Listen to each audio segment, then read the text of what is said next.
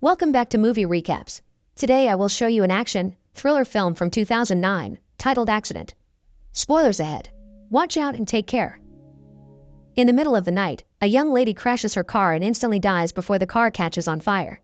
Her watch flies off her wrist and breaks as soon as it hits the floor. Sometime later, a man finds himself caught in traffic when the woman stops her car in the middle of the street because she has a flat tire. Since the road is blocked now, the man drives around her to turn the corner and almost crashes against a truck driven by Uncle. By dodging the truck, he ends up driving onto the sidewalk, and the banner from a store falls on top of his windshield. The man leaves the car to remove the banner, but by pulling it, it shakes a wire attached to a window, which had been previously prepared by Fatty. The window breaks and all the shards fall on top of the man, killing him. People quickly call the police, who come to check on him while waiting for the ambulance. Among the curious crowd, the brain is making sure everything is going according to plan. It turns out this hadn't been an accident, it was a murder planned by his team, which creates elaborate schemes to make their kills look like accidents. The cops help woman push away her car to leave, and Uncle leaves too in his truck after dropping his cigarette on the ground. Brain sees this and picks it up not to leave any evidence at the scene of the crime. Meanwhile, Fatty goes to a parking lot nearby where he uses balloons to cover up the security camera, then he approaches the car where their client left their payment to pick up the envelope with the cash. Moments later, woman and Uncle are at their hideout watching the news. The man they killed was a Triad gang boss and there was no doubt it had been an accident. Woman's worried about Uncle's mistake of dropping his cigarette, but when Fatty comes over, Uncle lies and says he picked the cigarette up. Brain is hearing all this through hidden microphones he installed in the room ages ago, so when he comes over too, he scolds Uncle for lying and reveals the cigarette he had picked up.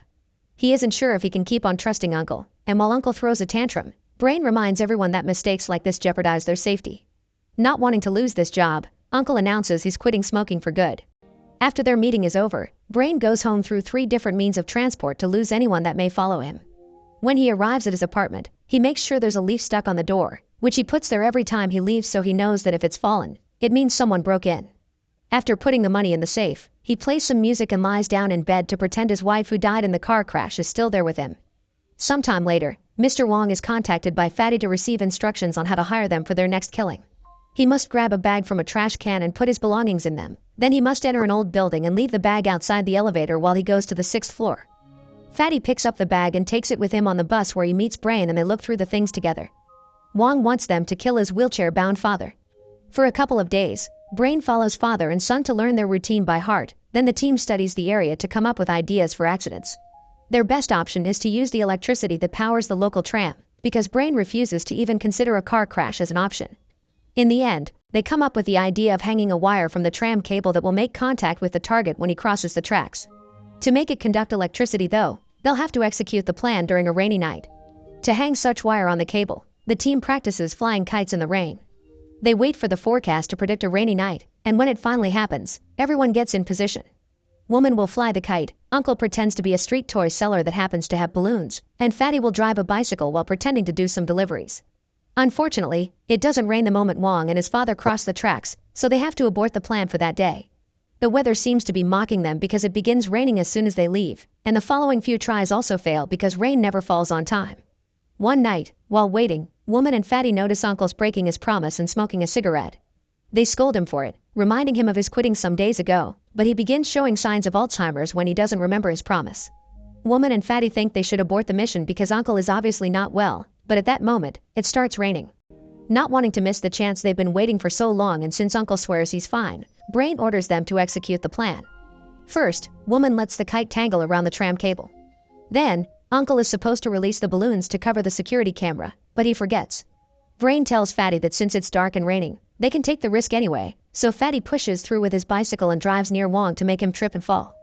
This causes him to let go of his father's wheelchair and the old man slips back into the tram tracks, where he is touched by the kite wire and instantly electrocuted.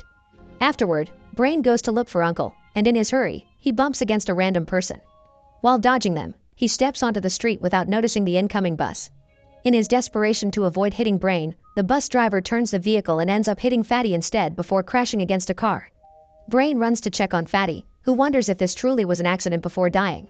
Not having time to waste, Brain takes all of Fatty's personal belongings and runs away before the police can find him. When Brain arrives at his apartment later, he finds a leaf on the floor, indicating someone has broken in. However, the police are already there because a neighbor noticed the open door and called them. The apartment is a mess and all the money is missing from the safe, but Brain is relieved to see at least they didn't take his wife's watch. Before leaving, the cops tell him that other flats in the building have also been broken into, but Brain still believes this was no accident. Someone obviously is going after the team. Feeling extremely paranoid, he removes the SIM card from his phone not to be tracked, frustrating Woman because now she can't reach him. Afterward, Brain goes to stay at another apartment that he had rented for emergencies like this one. The TV shows the police have decided the bus crash was an accident, and the driver is still unconscious. The next day, Brain begins watching the streets from an abandoned building. Uncle has forgotten they've already finished the job, so he's pretending to be the toy seller again, and Wong is going to an insurance company's office to see his agent Chan. The two men argue strongly about a file, which leaves Wong crying and Chan making a serious-looking phone call. Afterward, Brain goes to have lunch at a local fast food joint and accidentally comes across Woman, who expresses her worries. Brain refuses to talk to her and leaves as soon as she opens her mouth. In the evening, Brain visits Uncle, who has started to take pills, and tells him this plan has been aborted. The next morning, Brain takes him to another one of his many apartments, where he has to stop Uncle from taking his pills twice. Uncle admits he can't recall when he began getting so forgetful, and he doesn't remember the exact state of his health. He does remember Brain though, and that his wife died because of a speeding car. To this day, Brain still thinks that the accident had been a setup that should have killed him instead, and Uncle is the only one that believes him. In order to keep Uncle busy and safe, Brain makes up a new mission and tells him to stay in that apartment, keeping an eye on the happenings of the street under his window until new orders. Next, Brain beings following Chan around, getting suspicious when he hears him talking on the phone on the bus, saying it's been done. At home, he seems to be going through a regular normal life, and Brain can't help noticing that the apartment under Chan's is up for rent. The next day, Brain changes his looks and rents the empty apartment. He installs a bunch of mirrors that will allow him to always keep an eye on the door, then breaks into Chan's apartment to investigate the man further. First, he checks all the personal items for any clues, finding nothing. Then he installs some hidden microphones before returning to his own place to draw Chan's floor plan on his ceiling. From then on, Brain keeps a close surveillance on Chan, taking notes of every conversation he hears. The only person he sometimes talks to is Uncle, who keeps calling him to tell him he's forgotten about the balloons. Whenever Chan leaves for work, Brain follows him and spies on him at the office. One morning, Wong has another conversation with Chan, looking completely distressed. After refusing to give Chan a file, Wong goes to the usual parking lot to leave the payment in a car. Brain's surprised to find there's a balloon already there covering the security camera and decides to wait, which allows him to discover Woman is coming to pick up the envelope. Brain calls her after she gets in her own car, and she explains she's now in charge of picking up payments. Fatty had told her about this client, which Brain refuses to believe because Fatty wasn't supposed to share that information with anyone on the team. Brain accuses her of having followed Fatty in the past and of betraying him, demanding to know who staged the bus crash. Woman calls him paranoid for thinking it wasn't an accident, but Brain doesn't listen and decides to kill her. By forcing the fire alarm, the tap on a nearby pipe flies off under the water pressure and hits Woman on the head. After cleaning his fingerprints off the alarm, Brain checks she's really dead and takes away the envelope with the cash. On his way out of the building, he sees Wong falling to the ground, instantly dying. More suspicious of the agent now, Brain works extra hard on following his movements and conversations. One evening, he hears Chan mention a client that he calls an old man, who fell from a window on the second floor. On a different night, Brain has to sit through Chan and his girlfriend getting busy, which makes him miss his wife even more.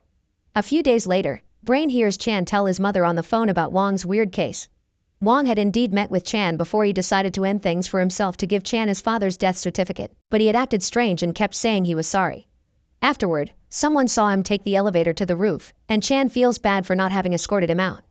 After that bit of conversation, more days pass without anything exciting happening, and it's become a drag for Brain to sit through Chan's routine.